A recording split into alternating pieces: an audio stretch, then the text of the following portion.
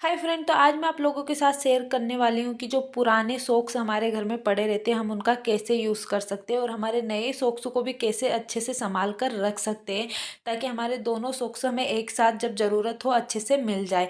तो यहाँ पर मैंने जो है ये सॉक्स लिए हुए हैं जिसमें मेरे पुराने सॉक्स भी है, नए सॉक्स भी है। तो मैं आप लोगों को बताती हूँ एक ट्रिक कि जिससे आप पुराने सॉक्स को भी यूज़ में ला सकते हैं और नए सॉक्स को संभाल कर कैसे रख सकते हैं।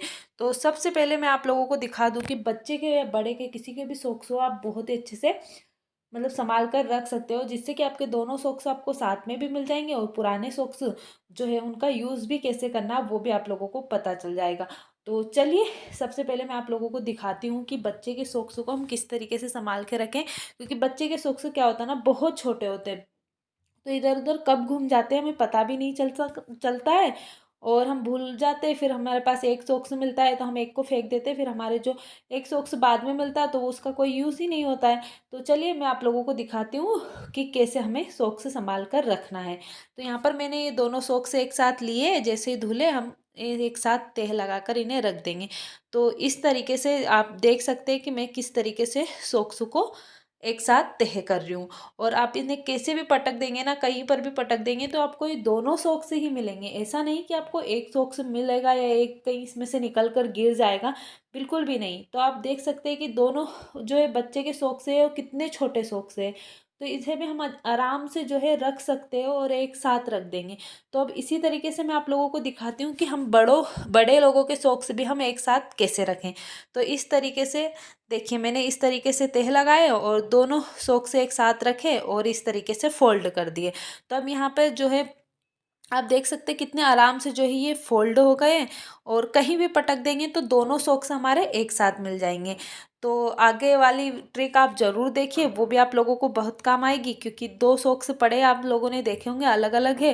तो अब इनका हम कैसे यूज़ करने वाले हैं तो चलिए वो भी मैं आप लोगों को दिखा देती हूँ। तो देखिए आप कैसे भी हम इन्हें कहाँ भी पटक देंगे ना तो ये दोनों मिलेंगे हमें, क्योंकि इनकी जो फोल्डिंग करी है ना हमने, ये बिल्कुल भी निकलने वाली नहीं है।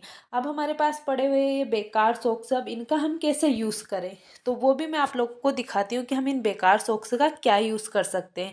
और एक ही सॉक्स अगर बचा है तो अब इससे तो हम क्या ही यूज़ करेंगे, फेंक देते हैं, क्योंकि ये पैरों में पहनते हैं तो बाकी कुछ तो यूज़ कर नहीं सकते ना हम इनका। तो चलिए मैं आप लोगों को दिखाती हूँ कि हम इसका कैसे यूज़ कर सकते हैं। तो ये हमारे पास छाता है जो कि ऐसे हम पटक देते हैं, जैसे बारिश निकलती है भैया हम ऐसे फेंक देते हैं इसको, क्योंकि कहीं भी रख देते हैं और गंदा हो जाता है। अब इसके लिए हम अलग से कवर कहाँ खरीदने जाएंगे, तो ये बहुत गंदा हो जाता है। फिर हम इसे निकालते हैं तब हमें पता चलता है कि यार कितना गंदा छाता है, फिर कहीं लेके जाते तो उसके लिए हमें इसे साफ वाफ करना पड़ता है। तो इससे पहले कि मैं आप लोगों को दिखा दूं कि हमें इसे कैसे संभाल कर हम रख सकते हैं और ये पुराने सॉक्स को हम कैसे यूज़ में ला सकते हैं। तो आप देख सकते हैं अभी मेरा छाता ना ऐसे ही पड़ा हुआ था तो थोड़ा सा ऐसे गंदा हो रहा है। तो अभी देखिए अब मैं इसे इस तरीके से कवर करके रख दूंगी ना तो ये बिल्कुल भी गंदा नहीं होगा। जब हम अगले साल निकालेंगे ना तो बिल्कुल हमारा छाता हमने जैसे रखा था वैसे ही हमें मिल जाएगा। तो इस तरीके से हमारे घर में बड़े सॉक्स भी होते ही है और कुछ छाते तो इससे भी छोटे हो जाते हैं, तो उनके लिए हम छोटे सॉक्स का भी यूज़ कर सकते हैं और इस तरीके के बड़े सॉक्स का भी बड़े छाते में यूज़ कर सकते हैं। तो इस तरीके से हम इसे इसमें पिना सकते हैं। तो ये आराम से जो है पूरा साल रखा रहेगा। अब इसे हम कहीं पर भी रख देंगे तो हमारा जो छाता है ना वो किसी भी तरीके के धूल वूल से ख़राब नहीं होगा।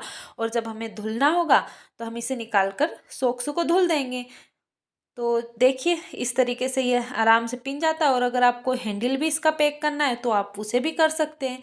उसके लिए आपको थोड़ा सा इसे खींच कर ऊपर लाना है और जो हमारे घर में सब्जी उब्जी के उसमें वो रबड़ तो आते ही है, तो हम उसे फेंकते ही है, तो उसकी बजाय हम इसे इसमें ऊपर रबड़ लगा सकते हैं खींच करके।